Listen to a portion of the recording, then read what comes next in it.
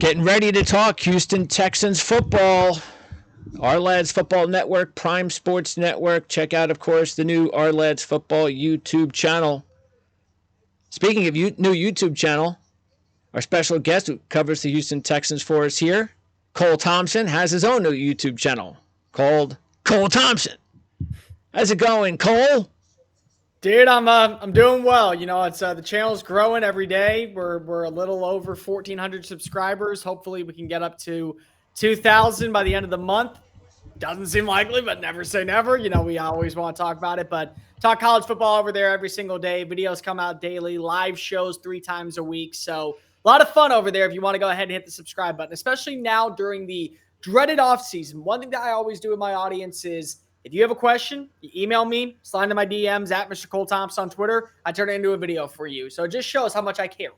Awesome. I care about the listeners, people. Like I do. I'm somebody that actually I want you coming back, and that's different from everyone else. You're like, oh, I want to talk about Alabama. If you want to talk about Iowa football, tell me. I'll do a video on it.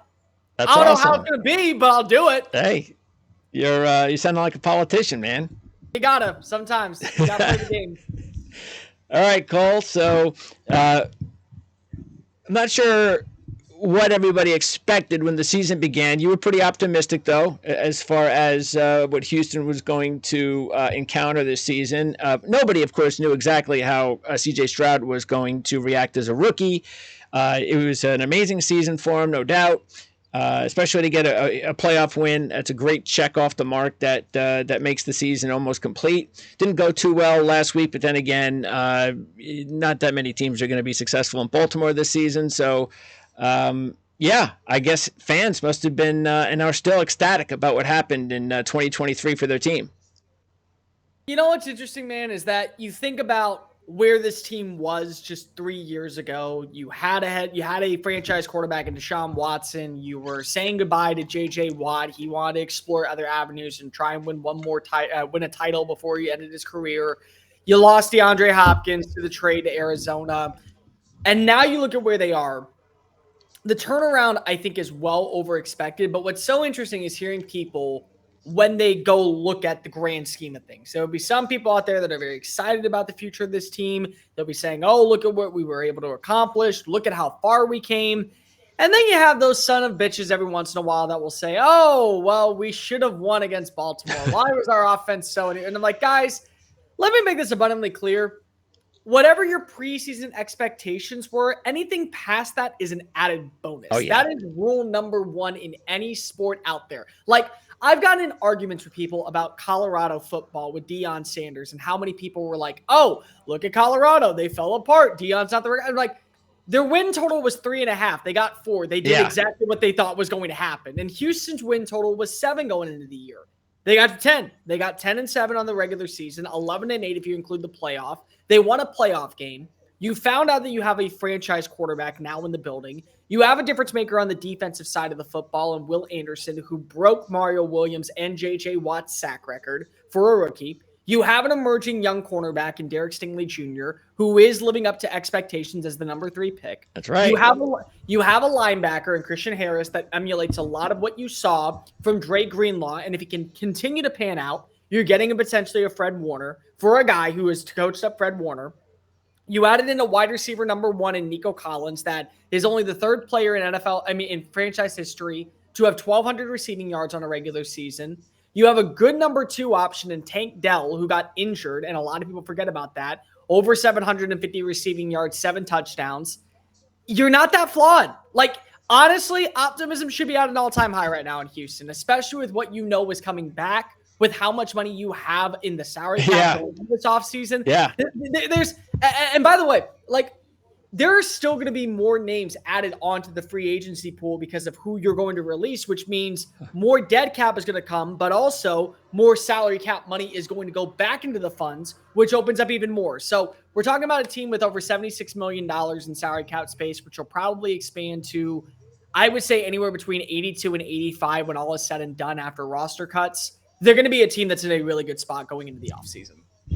Yeah, and it just shows just what we love about the NFL. I know the players may or may not like it. I know most of them, a lot of them don't. But, you take a look at how some of these other leagues are hamstrung with free agency. Hockey's definitely one of them. But this is what happens if you have smart people running your organization. Right. You can go from 3 wins to 13 in a season, and that's pretty much where Houston is going. We talked in our preview of the season how much I loved the aggressive nature of moving up and making the deal to get Anderson and their franchise quarterback in the same draft. And there were a lot of people that were against that. So let's talk about what they do have to do to take that next step. You mentioned free agency, and I looked at this free agency board. I'll pop it up here quickly, and you can go to overthecap.com. This is what I use. And look at all the names there. Lots of names for the Houston Texans as far as free agency is concerned. And you mentioned now close to what, $80 million in cap space. Now, is that after they make the moves that you're talking about? And who are you talking? That would be after they release players that are expected to not be back next year. Who are those players? It's questionable right now. I don't want to say without being for sure, but names that you would probably monitor would be Jimmy Ward. He's got a 2-year contract that he was oft injured for most of the year, ended the season on the IR. Robert Woods was on a 2-year, $17.5 million deal. Kind of was the wide receiver 4 for most of the season.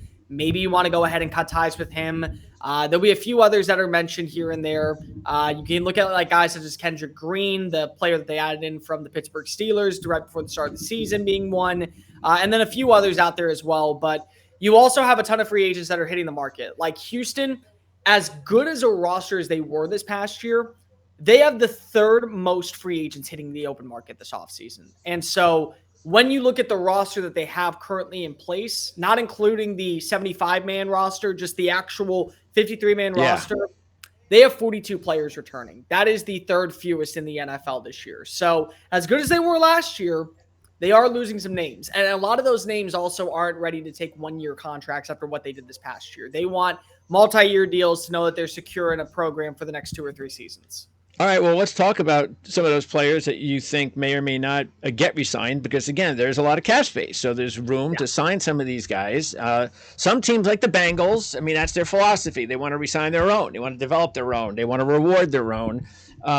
And other teams are like, okay, well, we'll wait and see. Everybody's different. Every individual player is different the way they handle it. So let's find out how this we'll find out big time this year more than maybe ever with this regime, how they're going to handle all this money and all these free agents. But starting on offense, couple of 3 big names stick out skill position wise. You got Singletary at running back. You have Schultz at tight end. You got Noah Brown at wide receiver.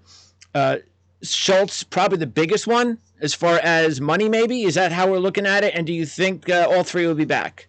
For money-wise, Schultz, I would say, would be the biggest. I think the most influential for this team is Singletary right now. Okay. You didn't have an offensive game plan for the rushing attack with Dameon Pierce. And maybe that's because he didn't fit the offense extremely well. Maybe it was because of durability concerns. But once you got Singletary as RB1 instead of RB2, you saw that next wave kind of come in. And so I think it's important to consider him. He has even been open about it. He has said, this is a business first. I got to do what's best for me. But I love what Houston's doing. They're on the come up. They're a team that nobody should want to mess around with next season. Future is bright.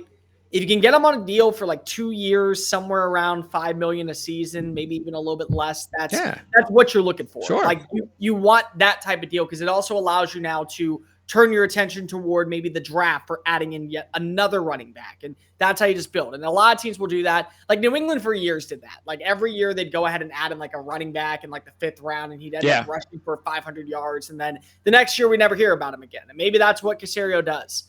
Schultz is really interesting because I thought he was a top 12 tight end coming into the year. I'd leave with him as a top 12 tight end. Top 12 tight end money is going to differ depending on who's paying the price and how much you trust the position and what it means to your offense. With Bobby Slowick's situation right now, which we have no idea what's going to happen there. Is he going to get a head coaching job or is he going to come back? If they switch up offensive personnel, is the tight end so important to the offense to where you can surpass it? When you look at the draft, there's questions outside of Brock Bowers. And I'm not saying that there's a lot of them. Like, I really like Jatavion Sanders coming out of Texas. Really good player. Will he be available for you in the 2nd round? Or are you going to have to trade up to get him? Would you have to take him in the first round? Do you like him as a first-round prospect? What about the Senior Bowl? Who are the guys going down to Mobile this week that are going to eventually solidify their draft status? Yes. So the situation with Schultz is really intriguing for me only because of I need to know who's going to be running the show on the offense. What is going to be the asking price? I would be more than content on bringing him back on a multi-year deal. He was really reliable on third down at times. There were breakout games. He had 2 85-yard games this year. He took over the offense on multiple occasions. Big-time touchdown against Cleveland in the wild card round. If you can get him for the right price, absolutely bring him back. If not, maybe you bring in 2 or 3 tight ends or 1 tight end, and then you draft a tight end early on and make it a part of your game plan. That could happen. Noah Brown's a very intriguing one because if he wasn't able to stay healthy, when he was healthy, he was probably a wide receiver 4. And you kind of felt like Mechie was slowly passing him up. You felt like maybe Xavier Hutchinson was going to pass him up. And with this draft class that does feature a lot of, again, really qualified wide receivers who will fit as wide receiver 5, wide receiver 4, compete alongside Mechie and Hutchinson and maybe Robert Woods if he sticks around. I don't think you bring him back. I think that he is probably going elsewhere this offseason. Okay, so then even though Tank Dell has proven that when he's on the field, he can be a number 2, let's just be honest, small guy. And that's got to come into consideration, especially if they got hurt in his first year. So are they looking, no matter what, at and it makes sense that maybe they move on from Woods. I mean, at his age, unless he comes back for cheap, and I can't imagine he's going to cost much anyway. But they definitely going to need to add, no matter what, somebody that they think could be a 2 or 3. The question is, how do you do it? And how do you agree of what you should do with it? Because there have been rumors for years about, potentially getting Mike Evans to come back to Houston. He's from Galveston, right up the road. He's going to be a free agent this offseason. He's 31, and he's about as consistent as they come. I mean, you're literally, if you want to build let me have a perfect wide receiver that I know is going to do the same thing every year, Mike Evans is the clone. Like, that is like the building block of consistent wide receivers in the NFL. 10 1,000-yard seasons since being drafted out of Texas A&M. I think because of that, though, Tampa Bay is not going to let him leave. I think that somehow they're going to come strike a deal to make him part of the Buccaneers for the long term. But then what else do you do? Do you turn to a T. Higgins, who is going to be one of the top free agents on the market, and he's going to command a lot of money? And also, once you start seeing these deals get done, that becomes the new asking price. Like every single offseason when we talk about quarterbacks getting paid. Well, whoever is the quarterback now getting paid, that's the new asking price. So you have to ask yourself, is it better to extend him now before he breaks out and we're going to have to break the bank for him, or he struggles but is good enough to be a franchise quarterback, but we don't want to lose him, so we got to pay him more money than we think he's worth? Sure. And that's the same thing with wide receivers is once a Curtis Samuel gets a deal, or once a Michael Pittman gets a deal, or an Odell Beckham Jr. gets a deal, well, that's the asking price for a wide receiver too. What is the asking price for a two? How do you double that?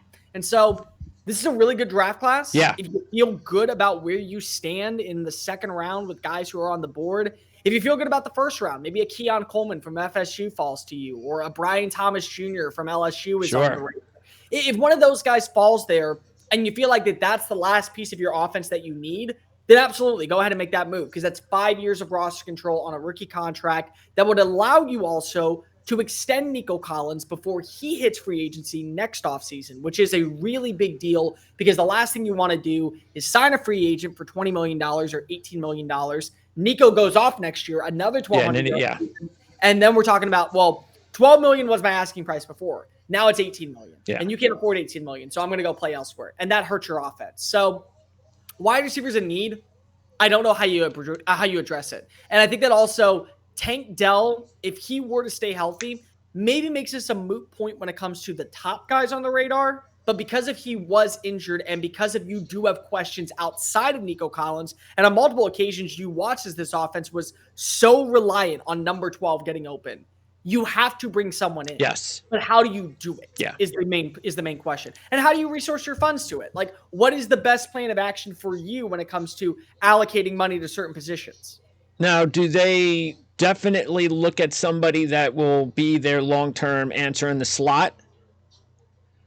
They could. I mean, you could also move Tank inside if you feel like he's better suited there. I mean, John Mechie's a slot receiver. So not a big deal. Not a big issue. It really depends, man. I mean, like that's the thing. Like okay, perfect example. Like Hollywood Brown is a wide receiver that I know a lot of people are targeting for Houston, and for like a 2-year deal, maybe you say $11 million. So 2 years, 24 million or 21 million with the $3 million option if you meet incentives and whatnot. Well, at that point, we know Hollywood is an outside receiver. We know that he is a vertical threat. We know what he is best at when he's on the outside. Does Tank work better inside? Does that pan out? You know, those are things you have to look at when it comes to roster construction and how you think about personnel-wise. But also when that comes in mind, it's going to be a big deal when it comes to the offensive coordinator. And so if you're running back the same type of offense next year with Bobby Slowick because he doesn't get a head coaching job, then maybe he feels comfortable with only Tank on the outside. So that makes you at the target a wide receiver, which then takes like a T. Higgins out of the running, but Curtis Samuel becomes a hotbed name that is going to be targeted because if he is a slot receiver and he's a gadget type of guy, and the gadget guy worked with another Samuel in San Francisco, Debo. So like those are things you have to look at right now. It's so early in the process. We can't really determine only because of I want to know who is running the show offensively next year. If it's Bobby, then you know what you're getting, and that kind of makes it a little easier. Yeah, and that's why it's good that you're making sure that you're covering all the bases because, again, once the free agency deals are in place, you got the domino effect before the draft. So this video still holds true after free agency because you've already explained what would happen if some of the holes are filled and if some of them aren't. So that's important. By the way, with only, a couple of jobs left, what do you think? You think Slowick staying? There's only 2 right now. I talked to some people not too long ago. He really did a nice job down in Atlanta. They actually liked him a lot, but there was something about Raheem Morris that stood out at the very last second with the trigger. Ben Johnson and him are the favorites to land with Washington. Seattle is not interested based off of the conversations I've had. They've looked at Mike Vrabel, Dan Quinn, Mike McDonald, the defense coordinator for the Ravens, is the name to really monitor. He is gaining a lot of traction right now. A lot of people thought he was going to get the job out in Carolina. What eventually happened was Dan Morgan getting hired as the GM. I think kind of pigeonholed them to going towards Canellis because of the relationship they have when they worked together in Seattle for 7 years. But if that's the case, if he doesn't get Washington, he's not going anywhere. Okay. And I think what may determine it is either they have to come to an agreement with Ben Johnson right after the NFC Championship. Whatever happens, they are locked in. He is the guy, or they're going to pigeonhole and move themselves over to Bobby Slowick. And the main reason why Slowick would make sense, Adam Peters was just hired as the new GM. He was director of player personnel for years out in San Francisco, brought over by Kyle Shanahan in 2017. Who else was brought over by Kyle Shanahan in 2017? Bobby Slowick as a defensive assistant. So these are guys who have had a long-standing relationship together. And again, you just kind of follow the cookie crumbs and it leads you right to the pattern. I got a text message literally the day that Dan Morgan got hired and said Canellis. And I was like, I mean, I figured it was going to be a hot name. It's like, no, it will be Canellis. Like, and they just, it's going to be him. Lo and behold, it was Canellis. Same thing about Bobby Slowick. You know, Ben Johnson, I think if he would have gotten the job in Atlanta, it would have been a done deal. Slowick to Washington. Now this makes it a little bit more interesting. I mean, Detroit fans are just breathing a sigh of relief if that happens because they get him another season, and it's crazy. But I can't imagine one of those guys is not a head coach. That would be crazy if neither one of those guys becomes a head coach next year. It would be like, what? How did that happen? So we'll see. I mean, Bill's available, and maybe they're like, oh, we want Bill. And then like Peters is going to be fighting in offices with him about how to build a staff and whatnot. Yeah. I mean, like the whole Bill Belichick thing that drive me freaking nuts was everyone was like, oh, Bill's going to come in and he's going to be the coach. No, he's not. He's going to be the director of player personnel. He's going to be the GM. He's going to be the head of scouting. He's going to be the offense coordinator. He's going to be the defense coordinator. He's going to do everything because if he's bored, because this is all he has. This is all he has. And so any scouting department, like any team that interviewed Bill Belichick, their scouting department was probably firing up the resumes going, I'm fired. I'm out. Goodbye. Like I'm not needed here. Where else can I work? So, I mean, if Washington makes that call, Peters is going to lose his brain or lose his job. That's why he's probably not going to be hired this year. It's just, I think some of these owners are realizing I'm not going to give, I can't give him full control. I just can't do it. And okay. So what was funny to me was everyone was talking about Bill going to Philadelphia because of the Nick Sirianni rumors. Are you firing Howie? Are you going to fire Howie with it? Because if Howie's not giving up his job, Howie's not gonna. So like you hear all of these shock jockeys and you hear people that work in the same business I do, and I'm like, why are you even funneling in this nonsense? Are your ratings that crappy to where you have to go ahead and just say dumbass stuff? Because Howie's a good GM. Howie's considered by many the best GM in the NFL. And Bill's going to come in and be fine with that? Yeah. It's like, yeah. I mean, if Bobby Slowick doesn't get the job, it's a blessing in disguise. If Ben Johnson doesn't get the job, I mean, Lions fans everywhere are probably considering that as big as a Super Bowl win for next year. That is just huge. Absolutely. So we'll see. By the way, I'm going to pop up the latest depth chart at ourlads.com for the Houston Texans. So all you got to do is, again, go to the link in the description area of this video, and you can follow along, updated every day, all year long, again, at ourlads.com. So let's go ahead. Draft picks. Okay, so are they pretty much set, one per round? So they have, I'm trying to think. They have one in the they have one in the first, one in the second. They have a third round pick. They don't have two anymore. They only have one. Okay. They have two in the fourth, one in the sixth, and two in the seventh. There is a round. It's either the fifth round or the fourth round. Okay. Two, and then they have none. So bottom line is, even though they made that big deal last year, they're still fine capital-wise. Well, you have to realize that one of the picks that they traded was their own for that year to move up. So it was basically just a swap of a pick. They gave up their first-round pick in this year's draft, so that had told them to that draft. But they also had Cleveland's first-round pick. There you go. In the first round, they gave up a second-round pick last year, and then they used one of their third-round picks to trade up into the back end of the second round to draft Juice Scruggs out of Penn State. Okay. And then they had another third-round pick from another deal. They got that. That went over to Cleveland as well. I mean, to Arizona as well. But they still had Cleveland's third-round pick. Okay. So that's how they have a third-round pick and a first-round pick still in this draft. All right. Let's run through more of actually, we went through some of the skill players free agent-wise offensively. I have to ask you about a couple others on the offensive line.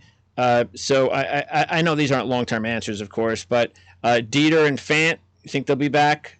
Dieter's interesting because if he played center, but you drafted Juice Scruggs to be a center, maybe he is a guy that you think now with Kenyon Green back a little bit healthier, he goes back to his natural guard position, and then you have him.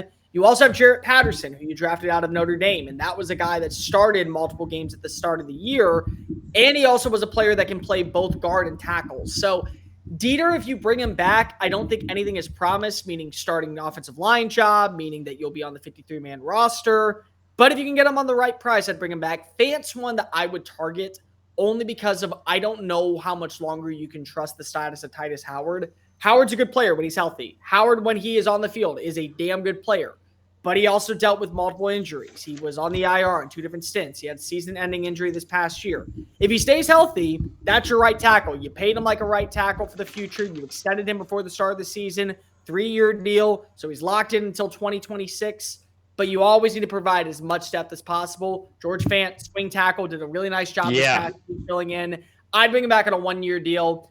I think, though, because if he is an offensive lineman, he is going to command a little bit of extra cash, and that's going to lead to him going elsewhere. Yeah, like you said, he is. He's a really good swing tackle. Okay, all right, so defensively, and this is where the list is a lot longer. Yeah. So let's talk about a couple of big names first. So Greenard. Yeah. He's going to make a lot of money. Is it going to be here? And the thing is, he's making a lot of money because if he hit at the right time. So he showed you back in 2021 when they switched defenses from a 3-4 to a 4-3 that he could work. They showed that he could be a very good defensive end. And he had 9.5 sacks. And then the year after, everyone thought he was going to be this breakout guy. Gets an injury at the start of the season. Misses most of the year. Only comes up with 4.5 sacks. Well, then he comes out and he leads the team in tackles for losses. Leads the team in pressures, leads the team in quarterback hits, leads the team in sacks for 12.5. And he's now the first defensive lineman to have double-digit sacks since J.J. Watt in 2018. So he's already breaking out at the right time because it was a contract year. And he's breaking out when a lot of other teams are going to have to make very difficult decisions with using the franchise tag.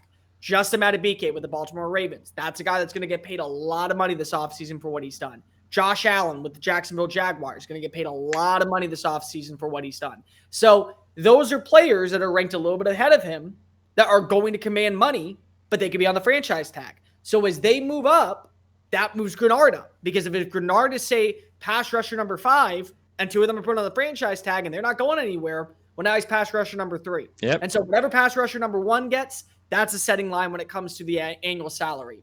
I talked to some people over the cap, just salary structure. They're thinking anywhere between 15 to 17 million is what he's probably going to command on the open market. Look at the deal that Alex Highsmith got last year with the Pittsburgh Steelers. That's kind of the baseline of what you're thinking of with a guy like Greenard. Anywhere between 15 to 20 million probably. If he gets about 18.5, I could see that being a really good sign. He's probably going to be a legit number 2 pass rusher on teams with a solidified guy. So say he went to like Cincinnati where they have Trey Hendrickson. They're not going to take him because they have Sam Hubbard, but let's just say that. You're going to have to pay a premier price because of the position, but you expect him to be 10.5, 11.5 sacks because Hendrickson's going to get 19. That's the way I think a lot of people view it. That's why they're saying a lot of Highsmith deals. If Will Anderson continued to blossom the way that he was, and he was, say, a second-year player, 7 sacks is a down year. But for a rookie that's only going to get better, that's when you think, well, we got this guy locked in. He's going to be our number 1 pass rusher. So Greenard's interesting. I do think that he is a number 1 pass rusher. I think that any team that would be lucky to get him for a 4-3 defense that lets him come off the edge is really going to get someone beneficial. He's done a great job of learning the secondary moves to work upfield for another opportunity to get in the backfield, and his pressure rate's gone up like crazy. And he did it in the contract year, so that's going to command a lot of money on the market. It just doesn't make any sense when, from an outside perspective, when you're going to have a lot of money, no matter what it is, and for your cap, that you're not going to resign this guy. He, to me, is priority number 1. Of everyone out there that you have available, he is the top priority in my opinion. You want to bring him back, and you want to make sure that he is hell-bent on being here for the long run. And it's not only, in my opinion, because of what you will lose with a guy like Greenard in the locker room, but it's also because of, let's say you spend money elsewhere. Let's say you extend Nico at the start of the offseason. Let's say that you add in Steven Nelson on another 1-year deal. Let's say you bring back George Fant and you bring back, I don't know, let's just throw Sheldon Rankins in on that deal. And Rankins gets paid. Well, now your attention has to turn to more than likely for the first round defensive end in the NFL draft because you didn't bring in one and you lost one and you lost a good one. Who's available? Are they good? Are they up to the standard of what Greenard's going to be? Sure. And do you like that you now have 2 young edge rushers who are both on 5-year contracts with the 5th-year option? Yeah. But maybe one doesn't pan out and you got one that's already proven. And your window right now is to win. It's not to build for the long run. Yeah. It's, hey, now expectations have changed. Because of if you went into this year and you went 7-10 and you got the same amount of production from Will and you got the same amount of production from CJ, if you let Greenard walk, what you're saying is we're still a few pieces away. Yes. We're okay with this. Now you're 11-8. Now you've made it to the playoffs. Yep. Now you've won a playoff game. And you held your own in the first half against the Ravens. So people are seeing you and they're saying, we can actually be something next year. We're really close to being an AFC championship contender team. You got to continue to bring back the same pieces. Yes. So it's interesting. And it's also, it was at a bad precedent, maybe be a bad look if you let him go. Yeah. Unless he's asking for just too much money and another team just gives him a ridiculous contract. That's the thing is that you got to look at what was the asking price he wants and what was the asking price offered. Because if they're in the same ballpark and he just wants more money, then they're willing to meet him and they understand what he's worth, but he wants more than what they think he's worth. And so that changes things a little bit. So I won't ever say that a team is not trying to go ahead and do malpractice when it comes to bringing back free agents. You got to know the entire story. What was the offer on the table? They're going to make him an offer. I guarantee it. The question is, what will that offer be? And will it be enough to go ahead and bring him back? And then there was the breakout season from Blake Cashman. Yeah. So he's going to get paid a little bit. Is he coming back? I have a gut feeling no. And it's just based off the conversations that I've had with some people and based off of the way that it seemed when the season came to a close. If there's an offer that could have been made, it would have already been made by now. That would have caught his attention to where he would have been brought back. Okay. You know? Houston for the last few years has been one of those teams that does an in-season signing for a player on a 1-year extension. Okay. Cashman actually was one of those guys last year that got the extension. Before free agency even started, the season was they were 2-13-1 at the time or something like that. They signed Cashman to a 1-year extension, so he couldn't even hit the market. He had a breakout year. I mean, when you look at what Cashman was, you can make an argument he was the most underappreciated player in the NFL. You could honestly say that because of the way that he played and the way that he fit this defense to a T. But they view him as maybe a third linebacker instead of a second linebacker. Maybe they like the linebackers that are coming into the free agency. Maybe they like the linebackers that are going to be in the draft. And they say, we can either spend $5 million or $7 million or $8 million on a guy that's going to be 29 years old, maybe no longer having this same type of ambiance, and it was a 1-year rental, or we can go ahead and we can get a younger guy and he can build alongside Christian Harris, and that money that we save can go towards a Harris extension after next season if he continues to do what he's doing. It just feels like Cashman is one of those players that you really liked and you're going to be really sad to watch him leave. But you also have kind of this feeling that if he does go, he did his job. You have the linebacker of the future in Christian Harris. Now add him in a running mate. Maybe it is Toa Toa. Okay. And he does have an injury history. So yeah. That's why getting a long-term deal, maybe not going to be. He also was a special teams guy for years. I mean, for years, he was only known for being on special teams. And then he comes to Houston, he has a breakout season. Yep. Do you really trust that that's going to not be the case elsewhere? Okay, now let's talk about that secondary because there are, 8 free agents in the secondary right now? That's something a lot. Like that. So, there's Stingley, Petrie, and then maybe 9 if, like you said, if Ward winds up getting, cut. So let's see. If we just go through the list, Nelson's a free agent. MJ Stewart's not a free agent, but I'm blanking on who the other guy is. Tavierre Thomas is a free agent. Desmond King is a free agent in the nickel. D'Angelo Ross, the special teams ace, is a free agent. He's a backup tight end. You got Houston Carson. Yeah, DeAndre Houston Carson's a free agent at safety. Someone else is a free agent at safety. Amos. Who? Desmond King. I already said him. Adrian Amos. Amos is a free agent. Chris he was Boyd. Kind of a last second resort guy. Who? Chris Boyd and Kareem Jackson. Yeah, Kareem's one that's probably going to retire, I would imagine, at this point in his career. If he doesn't, maybe he signs a 1-year deal. Maybe he comes back to Houston. He's that leader in the locker room, that extra coach for D'Amico Ryans on the field. But he didn't really play a significant amount of snaps when he was in Houston after being waived by the Broncos. Boyd is a special teams guy. Maybe you like him around for special teams, maybe not. So most of the guys that you're losing aren't going to be difference makers. Sure. But you also at the same time have to realize that secondary play was at moments a weak point, mainly safety.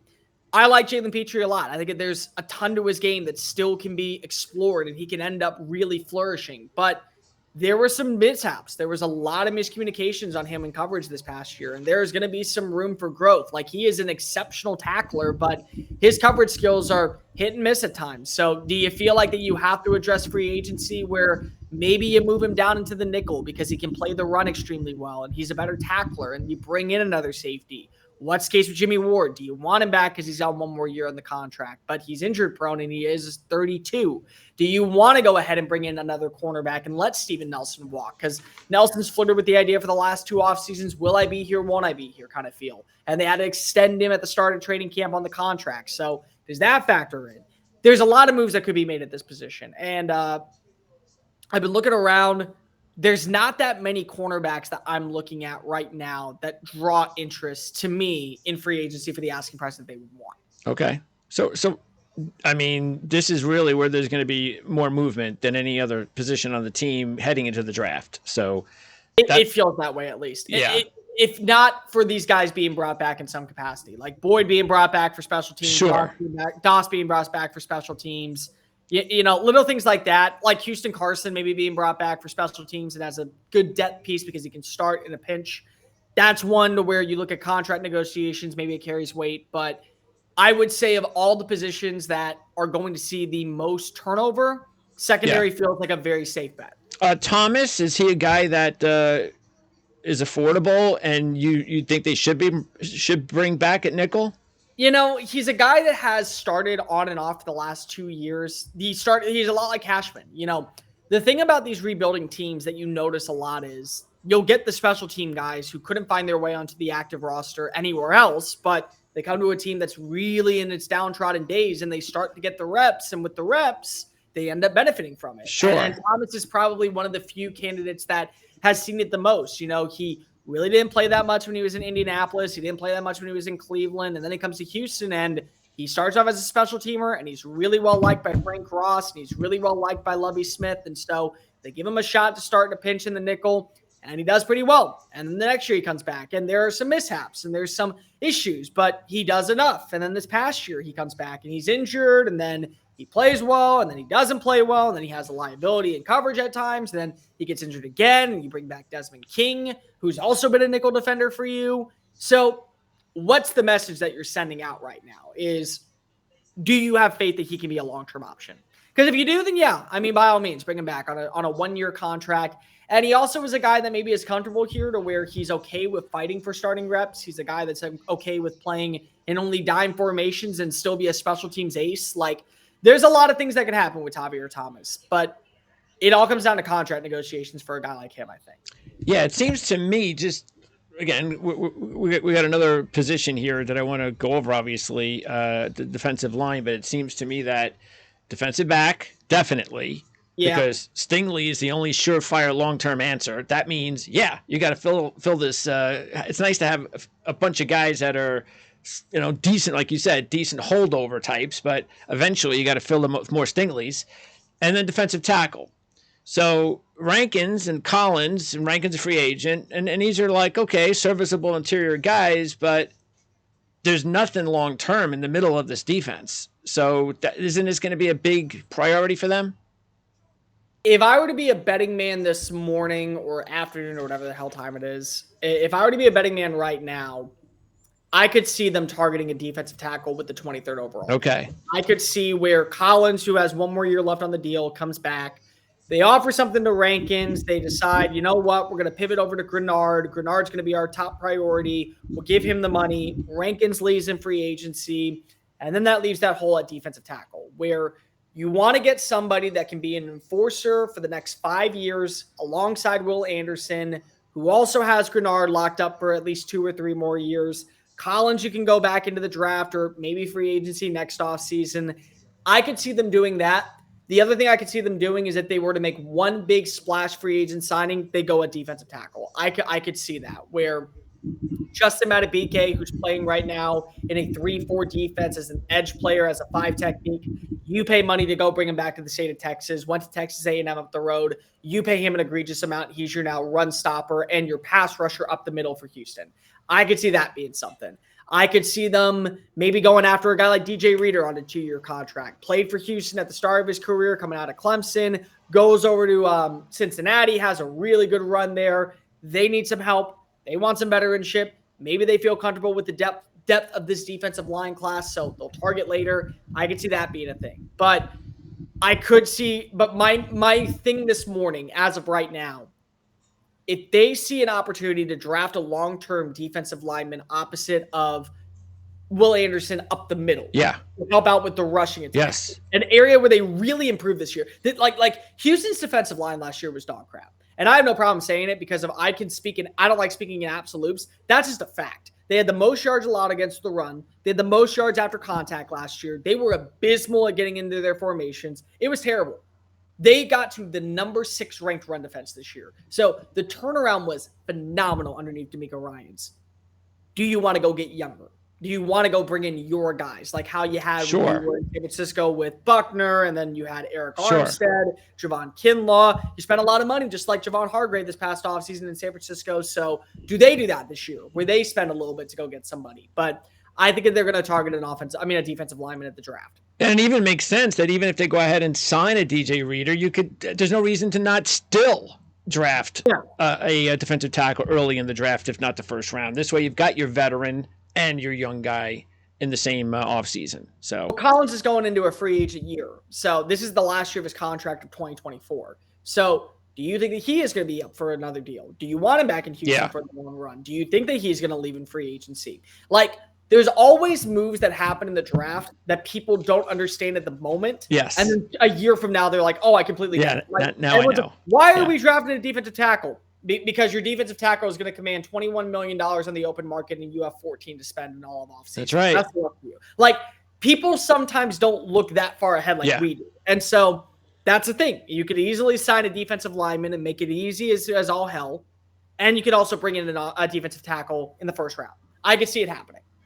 Yeah, I'm going through that with the Jets right now because everybody, oh, why did you go and draft Will McDonald for? Now, you need an offensive tackle. It's like, well, how do you know Bryce Huff is going to come back? He's going to command a lot of money. I'm not sure the Jets are going to pay him. And then where's that spot going to go? To Will McDonald. So just like that, that's why you got to think ahead at least 1 year when you're talking about the draft.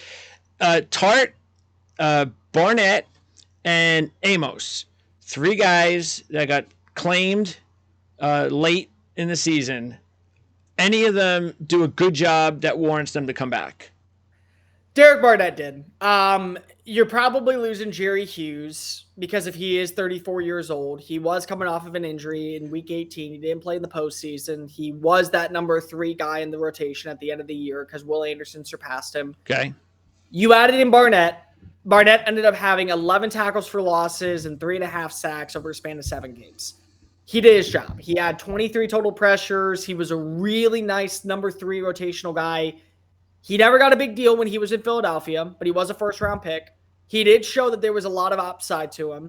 I think that when he was in Houston, he was playing his best version of football that we had seen the last 2 years. Okay. Maybe he fits this defense on a 1-year, $7 million contract. But at the same time, when you put up numbers, especially on a good team, they're going to think of you a little bit differently. So maybe that ups the deal. Like Obo Okoronkwo last season played for Houston, and he had 6.5 sacks as the number 3 guy.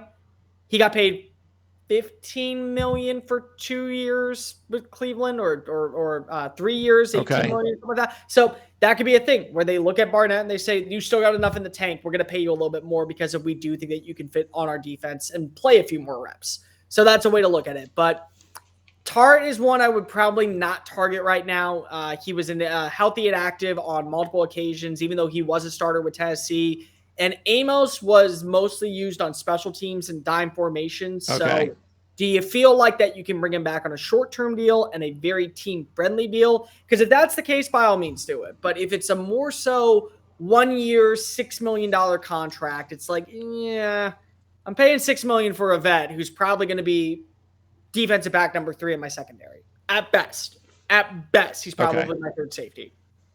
By the way, and I know we already talked about Singletary and the running backs, but if they sign Singletary, does that mean that this draft maybe late, like you were saying, 5th round, 6th round running back, and we'll see what happens? Singletary would be our guy at least for another year.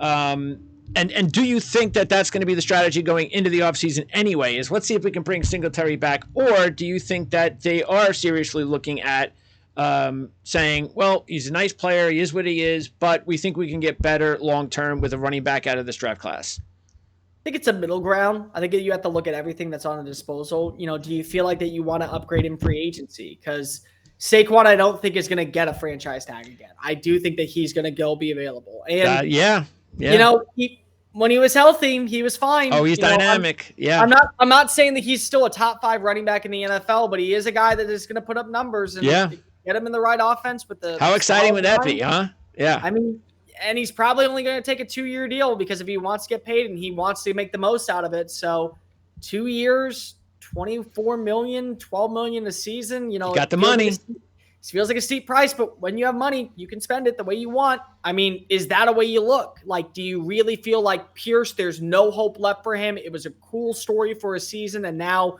we're going to move off. Do you feel like that there's still something left in Pierce's tank to where you can get him back to full speed, and he's a guy that we are talking about as maybe being a 4.2 yard per play kind of carry, 900 rushing yards on a season, maybe 1,000 yards, good average running back in the NFL. And if that's your average, then you don't need another average like Singletary. But those are all things. I do think that they will draft a running back. I do. I think at some point in the draft, they will take a running back. Maybe it's round 4. there's some good names. There's some really, really good names that you could target. And I think the good thing about this draft is that there's only one really big bell cow back, in my opinion. And even then, there's questions when it comes to his game. So everyone else is a rotational guy and a guy that fits a niche role for you, which maybe is what you're looking for in Houston. So it's interesting. I would bring back Singletary. I'd bring him back on a 2-year deal. It would have to be very, very much a team-friendly or incentive-based in year 2, because especially with running backs, I don't want to over-splurge. But if I'm able to get him on a 2-year contract where maybe the front half is very heavy to where I can cut him and get almost no dead cap if he has a regression type year, I'd be willing to do that. I think that he's earned that right. I think that what he brought to the locker room and also what he brought to the offense was enough to justify a contract extension. And I know we would all spend the owner's money any day of the week, but just knowing the cap, knowing what you know about what they're going to probably need to spend money on, would you prefer Barkley and give him that money and then as opposed to going with Singletary, less money, draft a mid-round guy? I'm satisfied with that. No, I'd rather go with Singletary. Honestly, I would. And the main reason why is because of I feel like if you can find a running back on a 4-year contract in the 3rd round of the draft or the 4th round of the draft, you're in a better spot than you are with a guy like Barkley, who you hope is going to, number 1, stay healthy, but still command a lot of money. And number 2, you hope that his best years are behind him. Like, that's really what this comes down to is he's been in the league since 2018. He's been a very reliable offensive player when he's on the field. But the game passes you by all the time. It's why we talk about like college right now. I've been doing videos talking about this. Quinshon Judkins out of Ole Miss leaves to go to Ohio State. And everyone's like, why is he leaving? It's because he wants more NIL money. And Lane Kiffin's looking at the situation and going, I have to pay all these other players. I can replace you tomorrow. In my offense, I can replace you tomorrow. Yeah. Go have fun in Ohio State. I love you. You're a good dude. You're probably the best running back in college football. I'll get better. I'll get the same production with or without you here.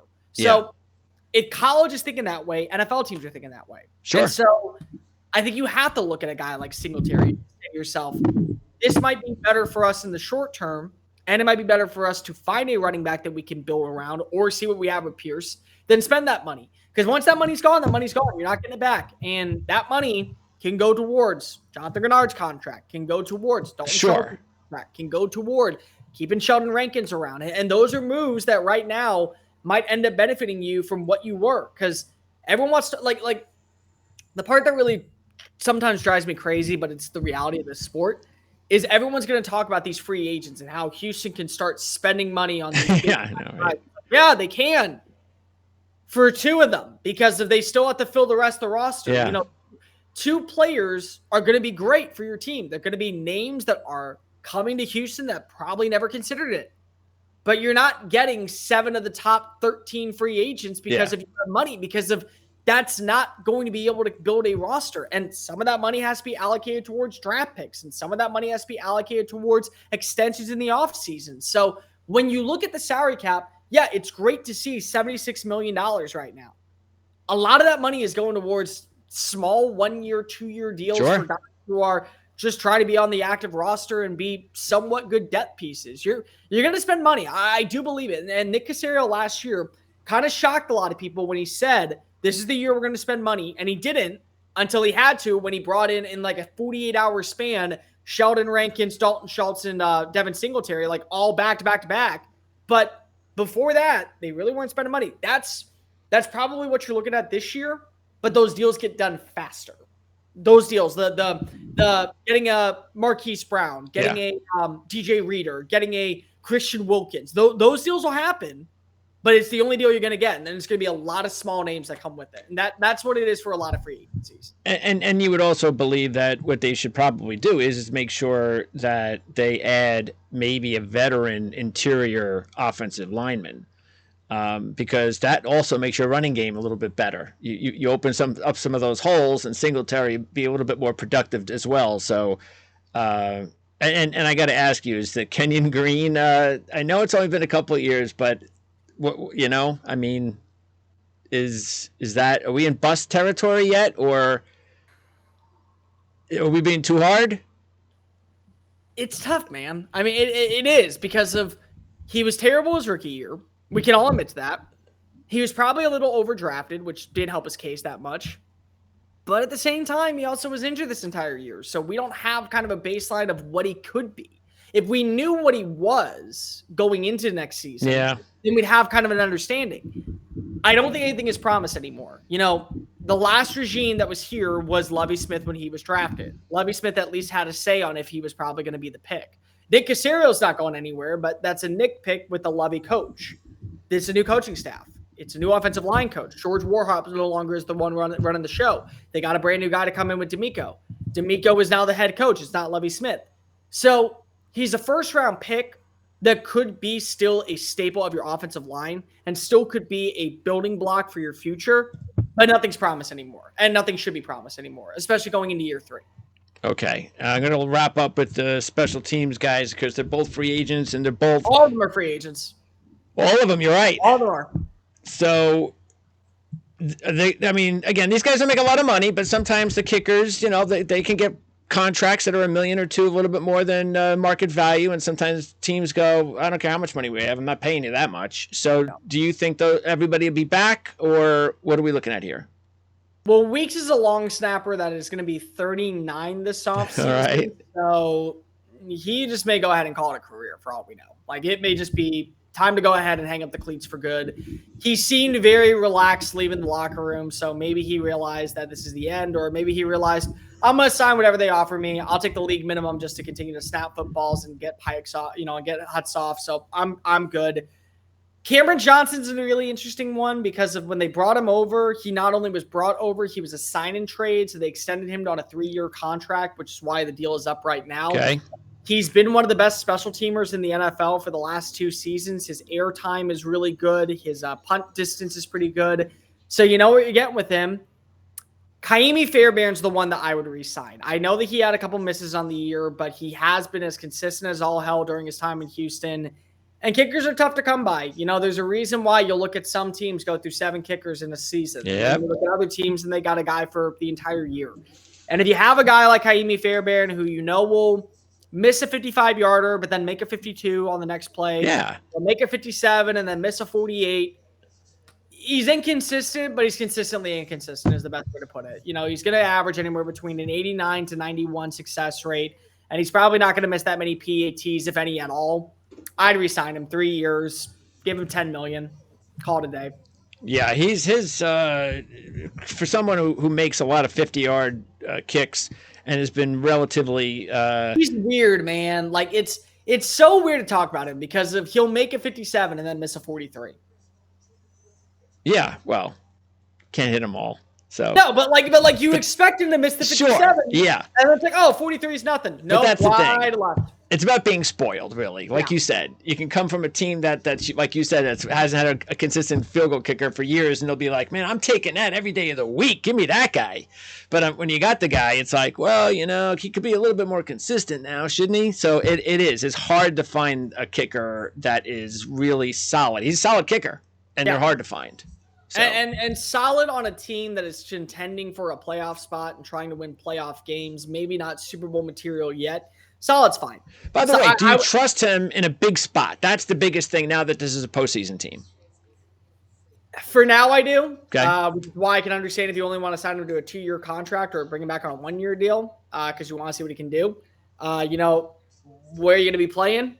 That's a factor too. They were playing outdoors against Baltimore and he missed the kicks. So that's a big deal. Yep. But maybe you're playing in a dome and there's no wind precipitation and 57-yarders are just easy breeze. So it's like a baseline. One of those two can happen. One of them could suck. Yeah. I just personally say you bring him back because I'd much rather have solid than have nothing.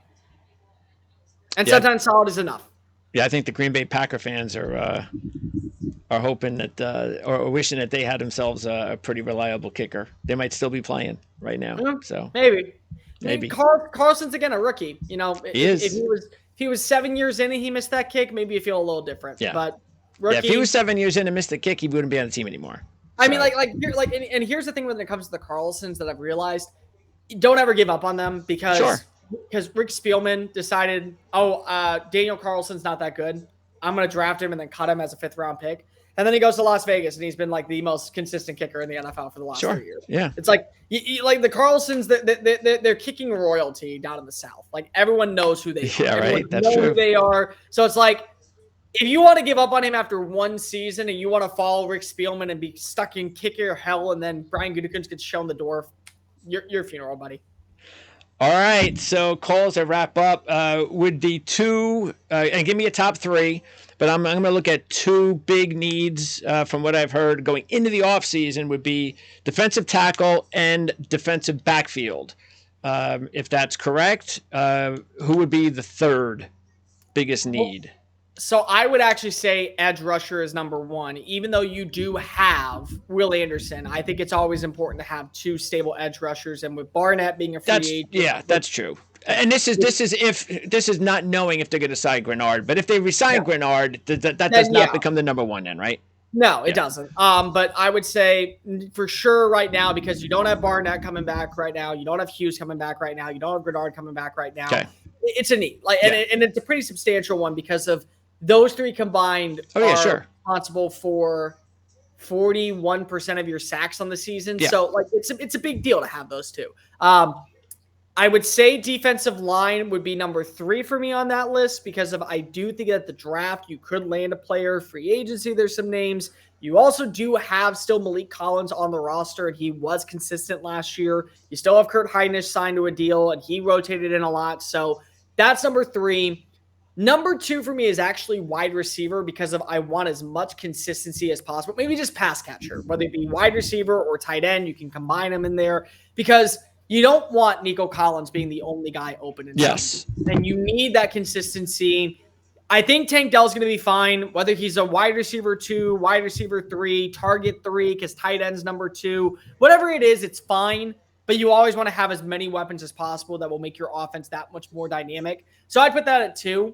But I think that it's 2 only because I'm adding in tight end to that room. Okay. If it was just wide receiver, I'd probably put it at 4 or 5. But with pass catcher in general, tight end, running back out of the backfield, third down slot receiver, vertical receiver, any one of those needs, like that is 2 for me. You just got to find yourself a consistent secondary option in the passing attack. Cole, excellent work as always. Appreciate you updating our viewers with what's going on with the Houston Texans after a big 2023. You've got the YouTube channel that is fresh, so good luck there. And maybe we'll, of course, look to hook up again at some point between now and draft time, either just before or just after, because there'll be a lot of activity between now and then. So best of luck moving forward. It's going to be an exciting offseason as always. Absolutely, man. Thanks for having me.